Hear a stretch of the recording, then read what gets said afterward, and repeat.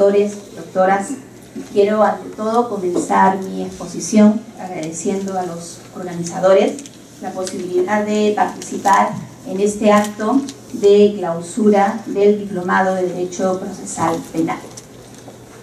Y en realidad voy a ser absolutamente sincera con ustedes. Hoy día no les vengo a explicar o a comentar o a analizar grandes temas que pueden ser de la dogmática del derecho penal.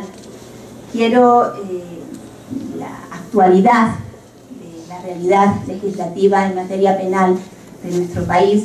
Creo que me obliga a analizar ciertos temas, a realizar ciertas reflexiones que estimo importantes compartir con ustedes, en tanto que acá en este foro estamos reunidos tanto prácticos como estudiosos del derecho penal. Y quiero iniciar estas reflexiones en voz alta que voy a compartir con ustedes, pues comentándoles una breve anécdota personal, si me permiten, que creo que pinta de una manera bastante clara la situación de la legislación penal que en estos momentos estamos viviendo. En el ámbito del curso de Derecho Penal que dicto en la Universidad de Lima, pues allá por el mes de abril, yo le explicaba a mis alumnos pues las características, los elementos, los datos fundamentales que definen los delitos de parricidio y el delito de asesinato. Ustedes saben muy bien, previstos en los artículos 107 y 108 del Código Penal.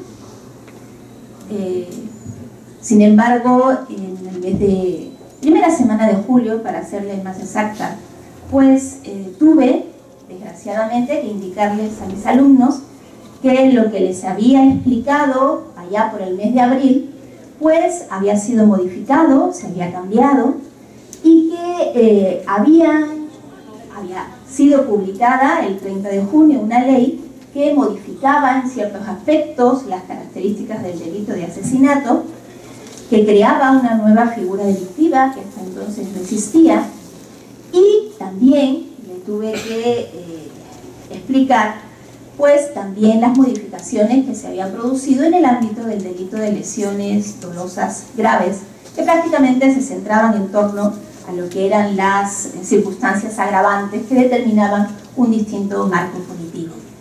Esa figura delictiva que se creó por obra y gracia de la ley 30.054, dada, promulgada un día domingo, el 30 de junio, pues venía a ser denominada por el legislador como homicidio calificado por la Comisión Oficial de la Gente. No sé si para suerte o desgracia de mis alumnos, pero sí definitivamente me causó problema el hecho de que 18 días más tarde se publica una nueva ley, exactamente el 18 de julio, la ley 30.068, donde se modifica el delito de parricidio. Por lo que les había explicado a mis alumnos en el mes de abril tampoco servía. Era necesario de nuevo un replanteamiento del tema.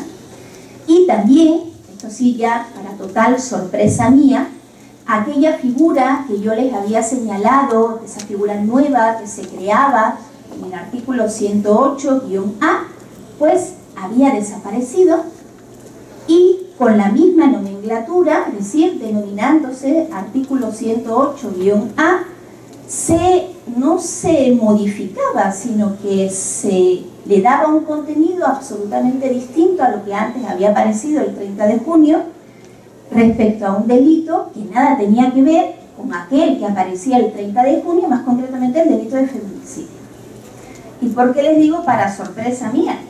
Porque tanto en la primera ley, dada el 30 de junio, se decía textualmente: incorpórese al Código Penal el artículo 108-A, exactamente lo mismo se decía el 18 de julio: incorpórese al Código Penal el artículo 108-A, con un pequeño detalle, con contenidos absolutamente distintos.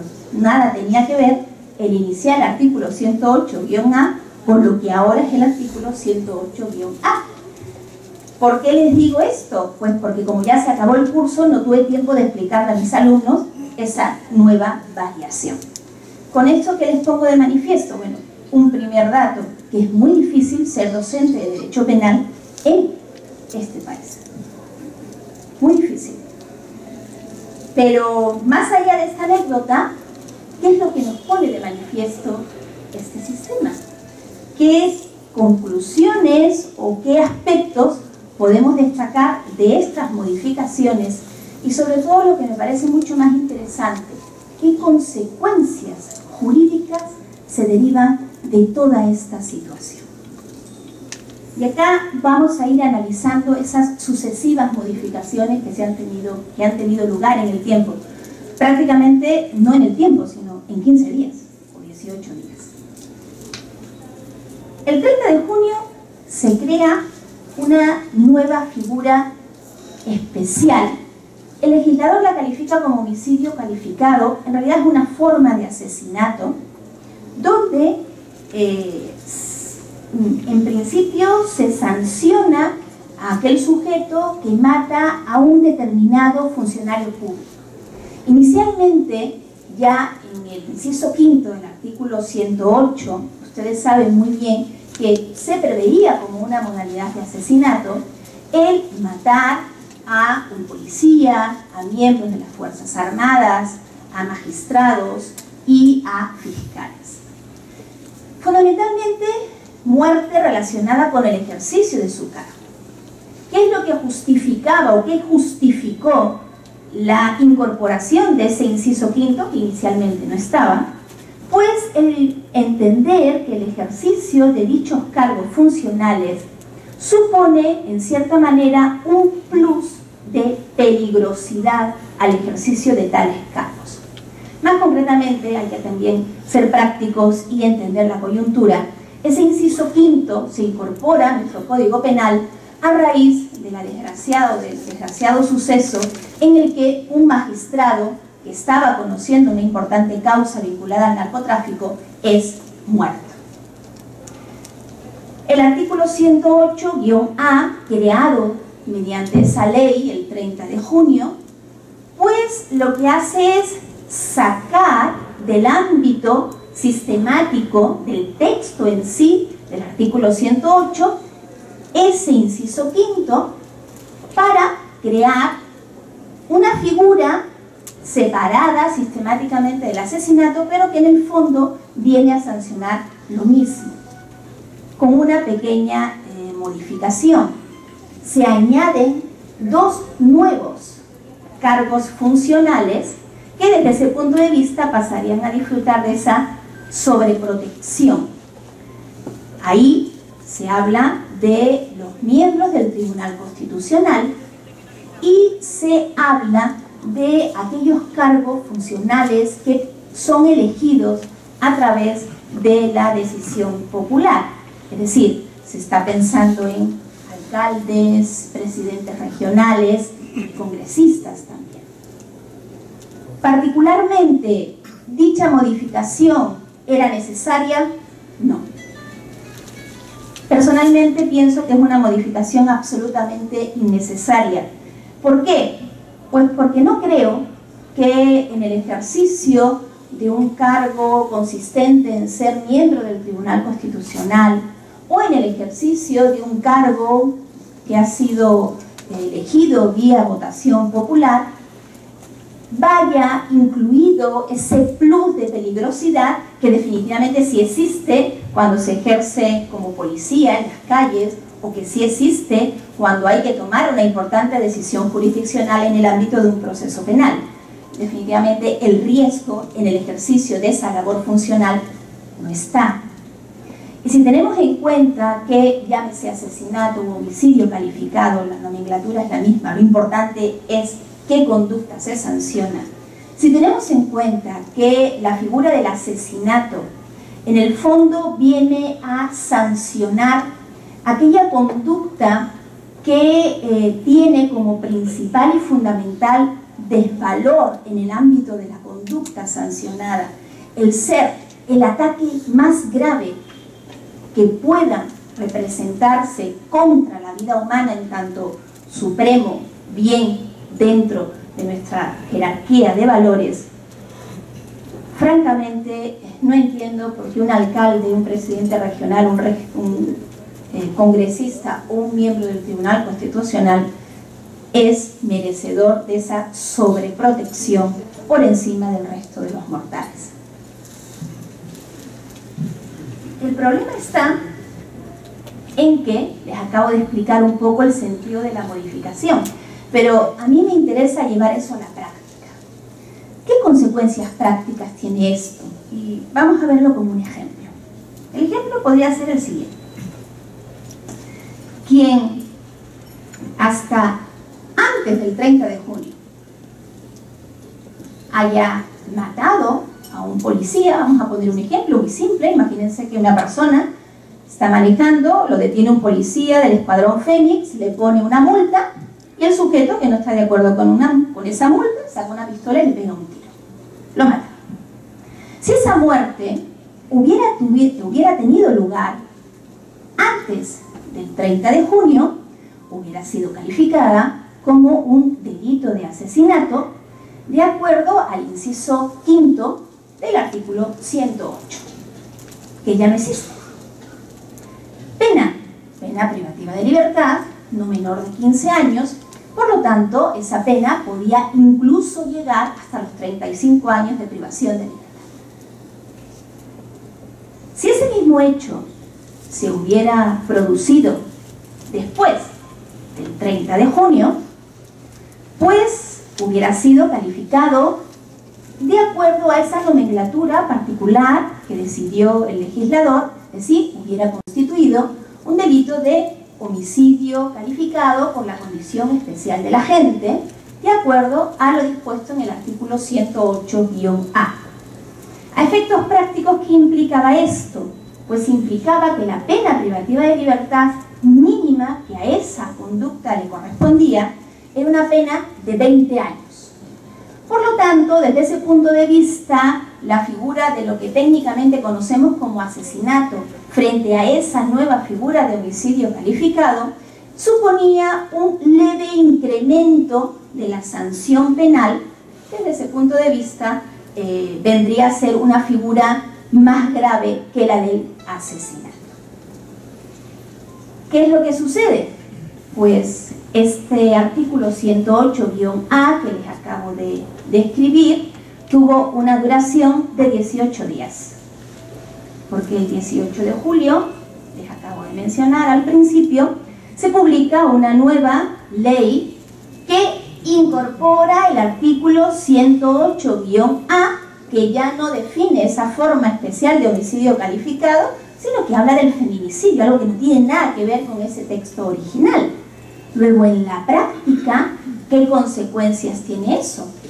Claro, yo entiendo, no sé cómo ustedes lo considerarán, que en realidad ese nuevo texto del artículo 108-A ha modificado, derogado, sustituido el que apareció el 30 de junio. Me da igual, la cuestión es que ese contenido ya no está, ese tipo penal ya no existe. Y al no existir ese tipo penal, vamos a las consecuencias jurídicas, vamos a la práctica. Ese sujeto que mató al policía, vamos a poner que lo haya matado el día 19 de julio, si lo mató el día 19 de julio, mató a un policía por razón de su cargo, ya no podría calificarse esa conducta ni como el homicidio calificado, ni como el asesinato, porque el inciso quinto del artículo 8 desapareció, y la única figura que nos queda es la del simple homicidio. Claro, y ustedes saben muy bien que el homicidio está sancionado con una pena privativa de libertad no menor de 6 ni mayor de 20. Pero yo quiero ir un poquito más allá. Ustedes saben que hay algo que se llama retroactividad benigna.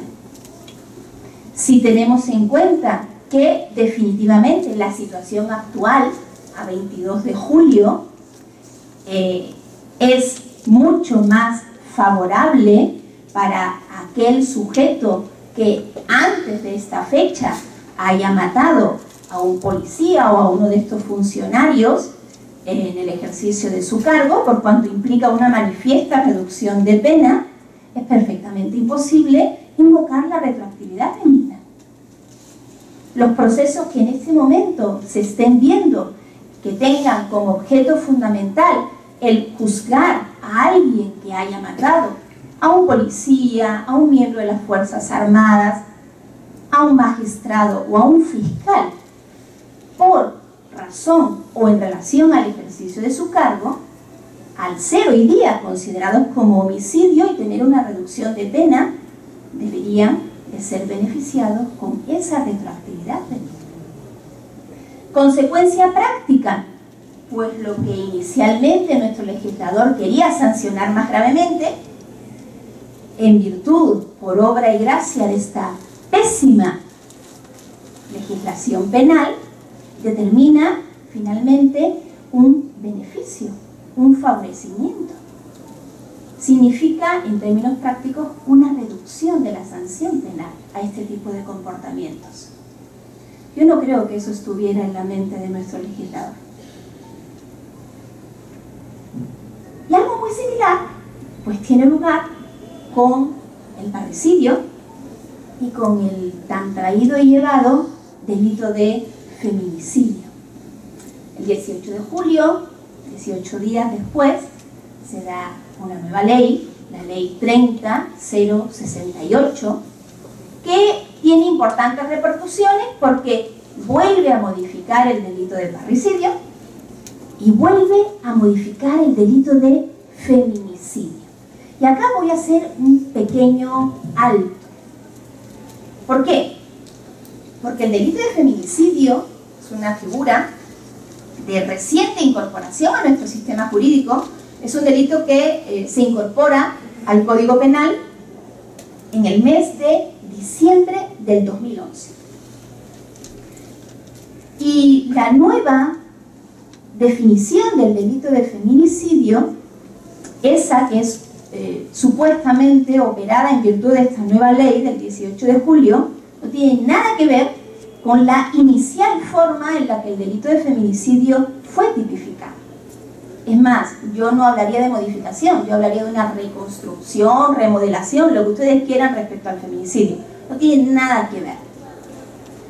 Luego, acá nos da bastante que pensar, porque si esa tan publicitada ley en diciembre del 2011 que incorporaba la figura del feminicidio fue tan buena como se decía entonces que era, porque fue necesario una absoluta y total modificación de esa figura delictiva. Me parece que personalmente entiendo que esa ley que inicialmente creaba la figura del feminicidio fue una simple ley que lo único que hacía era catalogar con un determinado nombre, llámese feminicidio, a una conducta consistente en matar a una mujer con la que se había sostenido una relación sentimental. Nada más, ponía un nombre, pero no definía, no caracterizaba ese fenómeno tan complejo que implica la figura del feminicidio, que es solo un aspecto más de un fenómeno mucho más amplio, mucho más complejo, como es lo que ahora la doctrina actual denomina como violencia de género. Si hubiera sido tan buena, no hubiera sido necesario modificar un año y meses después dicha figura delictiva. Mucho más criticable, y vamos a ir analizando estas modificaciones porque tienen importantes repercusiones desde el punto de vista de la aplicación práctica de la norma. Analicemos la figura del parricidio, esa modificación. En el año 2011, cuando se incorpora el feminicidio, también se aprovecha, por ahí el legislador, no era necesario pero lo hace, aprovecha para modificar el delito de parricidio.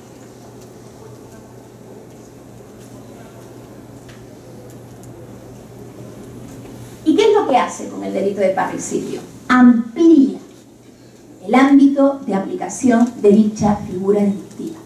Y lo emplea de una manera bastante criticable. ¿Qué nos dice a partir de diciembre del 2011 nuestro legislador, que el parricidio va también a calificar aquella muerte causada de manera dolosa a aquellos sujetos con los que el sujeto activo, el autor de esa muerte, hubiera o tenga una relación análoga al matrimonio, relación conyugal, o a una relación de convivencia. Y ahí es donde está el principal problema.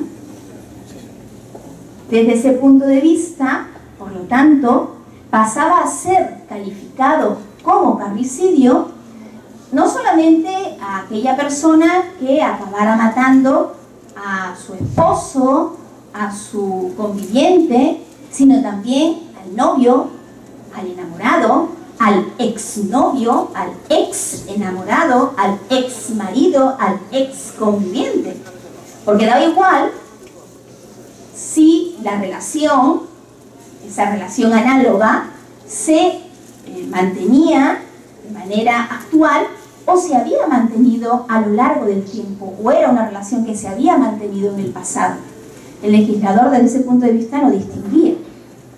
Claro, desde ese punto de vista, y vamos al ejemplo práctico, matar al ex marido, y siempre hablo de la mujer como autora porque después viene ahí el tema del feminicidio, la mujer que mataba a su ex marido, y hablo de ex marido, es decir, sujeto con el que había mantenido matrimonio, que había sido anulado vía divorcio, vía sentencia. Si lo mataba antes de diciembre del 2011, esa mujer cometía un homicidio. Pero si esa misma conducta se cometía luego de diciembre del 2011, pasaba a ser calificada como parricidio. Y acá viene el detalle del feminicidio. Si era al contrario, si era el marido que acababa matando a su ex esposa por el simple hecho de que la víctima era la mujer, ya no era parricidio, era feminicidio. No se añadía nada, era simplemente una manera más de calificar una forma especial de parricidio. Así era como se concebía el feminicidio. Claro, el problema está en que hablar de relaciones análogas a la relación conyugal o a la relación de convivencia, esa definición hacía que en realidad los jueces tuvieran, a la hora de calificar la conducta como un parricidio, como un homicidio, tuviera el juez que evaluar aspectos que iban más allá de los aspectos meramente objetivos. Tenía que evaluar aspectos tan personales como la relación sentimental entre el autor y su víctima. Y claro, en una situación como la realidad en la que vivimos en nuestros días, ese aspecto sentimental o analizar ese aspecto sentimental como elemento fundamental para calificar una conducta, pero además una conducta que lleva una amplia diferencia desde el punto de vista del marco punitivo. El parricidio tiene una pena mínima de 15 años, el homicidio tiene una pena máxima de 20. Yo les pongo varios ejemplos. Imagínense tipo de relaciones en las que una pareja suele tener encuentros sexuales con carácter periódico, ¿ya? Que se limitan eso, a hacer encuentros sexuales de carácter periódico, pero siempre con la misma pareja, dando lugar a esa figura ahora tan moderna que la llaman eso de amigos con derechos, ¿ya? Si la amiga con derecho acababa matando a su amigo, también con derecho, ¿qué cometía? ¿Un parricidio o un homicidio?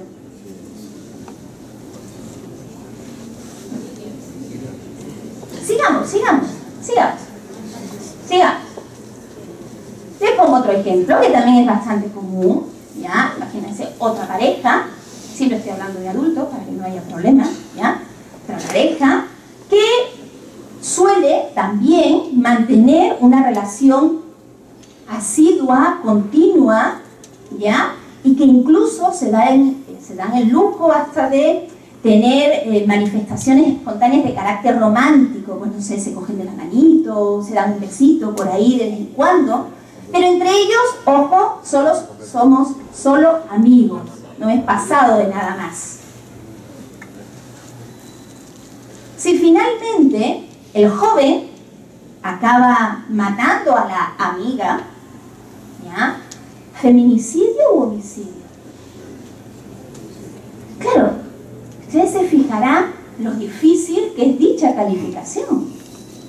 Es más, para ponernos en la piel de un juez, en estos casos el juez ya no solamente se tiene que limitar a lo que es el análisis de su función estrictamente jurisdiccional, sino que poco más o menos se tiene que convertir en un experto en relaciones de pareja, porque tiene que analizar qué es eso de la relación análoga, similar al matrimonio, similar a la convivencia, de lo que dependía la calificación de la conducta.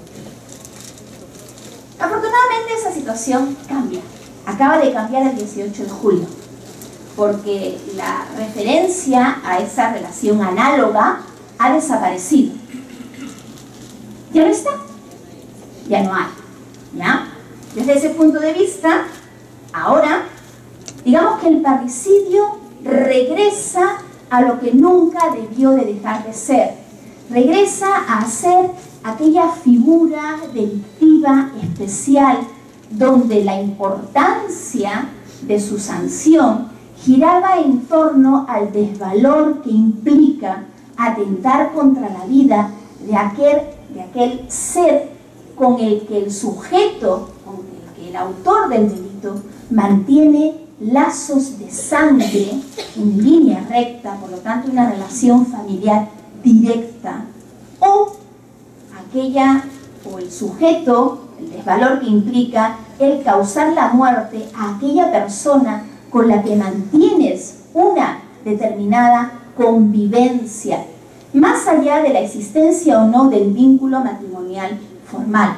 Lo importante era esa situación de convivencia que definitivamente generaba en la pareja una obligación de custodia, de protección, de garantía, que hacía en estos casos del parricidio una figura distinta y autónoma del simple delito de homicidio.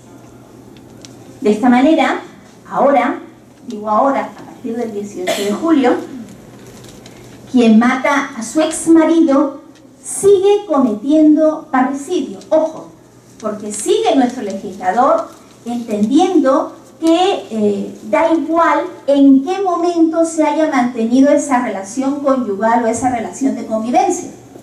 Lo que también es bastante criticable, porque yo entiendo que si ya no hay esa relación de convivencia, que es lo que justificaría ese deber especial, esa relación especial entre autor y víctima, no tiene por qué implicar un plus de desvaloración a esa conducta que siga calificando como parricidio. Pero bueno, nuestro legislador sí mantiene aún esa situación. Pero lo que está claro es que, ahora sí, matar al enamorado con el que aún no hay una convivencia, porque es un simple enamorado, ahora, a partir del 18 de julio, sigue siendo homicidio. Y de nuevo volvemos a tener problemas de retroactividad de vida.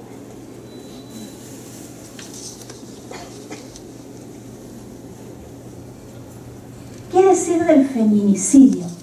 Problema complicado. Yo creo que recién nuestro legislador se entera, se percata de lo que es el feminicidio a partir del 18 de julio de este año. Hasta entonces, para nuestro legislador, el feminicidio era, lo he dicho antes, simplemente el matar a una mujer con la que se había mantenido una relación sentimental. Punto. No había más. Pero en realidad el feminicidio como una expresión simplemente. Feminicidio no es igual a violencia de género. La violencia de género es un concepto mucho más amplio. el feminicidio es una manifestación particular de esa violencia de género que se caracteriza, ¿por qué? Porque el acto de violencia encuentra su sustento, su porqué en la condición de mujer de la víctima. El feminicidio no es matar a una mujer, es matar a una persona por su condición de mujer. Ese es el aspecto definitivo que diferencia el feminicidio de lo que antes, hasta el 18 de julio, nuestro legislador había considerado como una mera cuestión netamente terminológica. Claro, el propio legislador ahora, en ese nuevo artículo 108-A, así lo dice. Ya no se centra en la relación sentimental, sino que se centra en la simple condición de ser mujer como sustento de ese acto de violencia suprema que implica acabar la vida con quien pertenece a ese sexo. Y acá es donde está el principal problema. Porque claro, ya no basta con acreditar que se ha matado a una mujer. Eso es fácil, basta con mirar el sexo. Ahora lo que hay que acreditar es que has matado a esa mujer porque es mujer. Es decir, hay un plus que debe ser acreditado en el ámbito de estos procesos a la hora de calificar la conducta, que exige el acreditar específicamente que hay un ánimo de atentar contra la vida de esa persona por razón del sexo de esa víctima. Y ahí es donde está el problema en el ámbito de la aplicación práctica de este nuevo tipo penal. Y yo les voy a poner un ejemplo. Y ya que estábamos hablando de enamorados, pues vamos a seguir con los enamorados, ¿ya? Imagínense un enamorado que por despecho, porque su enamorada lo abandonó, la mata. ¿Feminicidio? Yo acá tengo mis dudas, porque yo no sé hasta qué punto ahí esa muerte está sustentada precisamente en la condición de mujer. Porque, ¿qué hubiera pasado en el caso contrario? Es decir, la enamorada que acaba pegándole un tiro a su enamorado porque osó irse con otra, también las hay, ¿ya? Desde ese punto de vista, ¿hay algún plus, algún aspecto que nos permita decir, no, si matan a la mujer en este caso sí es feminicidio, pero si es a la inversa acá no hay más que un simple homicidio? Yo entiendo que en este caso no. Particularmente en este caso, no. Y en este ejemplo que les acabo de proponer, yo consideraría que seguimos hablando de un simple homicidio. Ya no hay parricidio, acuérdense. De un simple homicidio. ¿Qué es lo que hace nuestro legislador? En cierta medida nos facilita la situación. ¿Por qué? Porque en ese artículo 108-A, lo que hace ahora es, aparte de definir la condición de mujer como ese punto central en torno al cual gira la muerte de esa persona, delimita la aplicación de ese nuevo hecho delictivo, entendiendo, por eso digo que nos facilita un poco la aplicación de este tipo penal, entendiendo que hay determinadas situaciones dentro de las cuales definitivamente sí estaría claro que ahí la condición de mujer es el detonante del acto de violencia contra esa víctima. Y en ese sentido entiende que hay feminicidio cuando esa muerte se produce en el seno de una situación de violencia familiar. Ojo, no es lo mismo violencia familiar que violencia de género. Son conceptos distintos. pero nuestro legislador al menos ya nos da un primer criterio para entender, para ayudar a delimitar la figura del feminicidio. Nos habla también de situaciones donde hay abuso de poder, habla incluso de acoso sexual, nos habla de situaciones donde hay prevalimiento, donde hay discriminación por razón del sexo. De tal manera que en estos casos, la muerte de una mujer bajo estos concretos supuestos, definitivamente para nuestro legislador no plantean dudas en torno a su definición como un acto de feminicidio. De esa manera, el marido que maltrata asiduamente a su esposa porque es de su propiedad, de nadie más, por eso pagó y por eso la mantiene, y que se da el lujo de golpearla, de vejarla, de disminuirla como ser humano porque es de su propiedad, estaría cometiendo feminicidio si en el ámbito de ese maltrato finalmente acaba causándole la muerte. Pero ojo, también comete feminicidio el jefe de una fábrica que, abusando de su condición, discrimina, menosprecia, abusa a la hora de asignar un determinado trabajo a una trabajadora por su condición de mujer, de tal manera que, en virtud de eso, acaba causándole la muerte. Eso también es feminicidio. La pena prevista para estos casos es la misma que la del asesinato y la del parricidio. Pena privativa de libertad no menor de 15 años. Pero ojo, solo en el feminicidio cabe la posibilidad de que la concurrencia de determinadas circunstancias agravantes puedan incluso llegar a la aplicación de la pena de cadena perpetua. En la denominación de esta ley se señala que la finalidad de la misma es la de prevenir, sancionar y erradicar el feminicidio. Definitivamente sancionar sí lo está haciendo. ¿Por qué? Porque ahora yo entiendo que verdaderamente nuestro legislador logra captar la esencia del feminicidio y sanciona verdaderamente lo que es este fenómeno, lo que es este tipo de comportamientos. El que sirva para prevenir y el que, más aún, sirva para erradicar el feminicidio, me disculparán, pero acá yo tengo serias dudas. Entre otras cosas porque, por principios fundamentales del derecho penal, ustedes saben que el derecho penal no está para erradicar ningún delito. El derecho penal los crea. ¿Y por qué crea? ¿Por qué se crea a través del derecho penal un hecho, un comportamiento pasa a ser delictivo? Porque se entiende que la intervención del derecho penal es el último recurso al que debe acudir el Estado a la hora de ofrecer la máxima protección a aquellos bienes jurídicos que son esenciales para el individuo como tal individuo y esenciales para el individuo como miembro de una sociedad.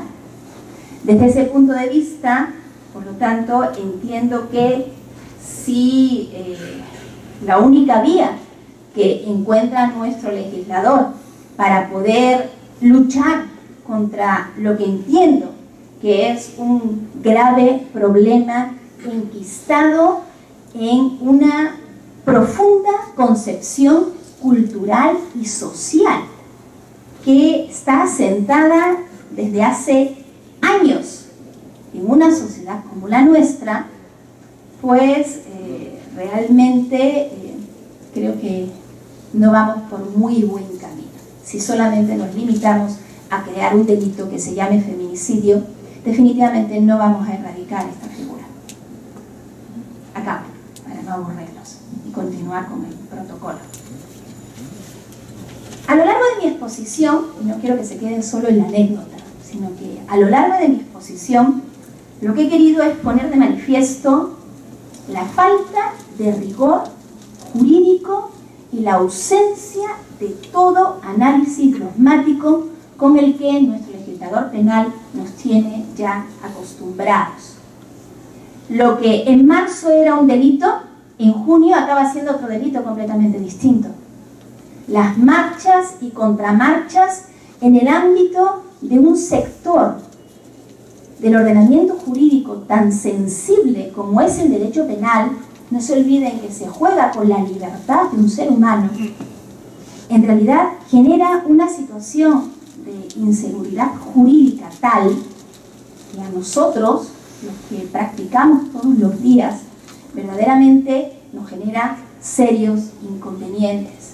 Yo creo que incluso esa situación de inseguridad jurídica hace que nuestro Estado, calificado como Estado de Derecho, pues ese calificativo a veces quede un poquito grande, ¿ya? Pero hay algo positivo en todo esto. ¿Qué es lo positivo? Pues que precisamente todo ello hace absolutamente imprescindible la organización de cursos de capacitación y cursos de actualización que nos permita estar al día en las continuas modificaciones y las continuas novedades legales para asegurar un mejor y más efectivo ejercicio del derecho de defensa, como el que ustedes vienen desarrollando en tanto en el ámbito de la Defensoría Pública, a favor de quienes fundamentalmente requieren mayor o están necesitados del mayor y mejor amparo de la justicia. Solo queda concluir mi exposición deseándoles el mayor de los éxitos en esa tan difícil y loable tarea. Muchas gracias a todos.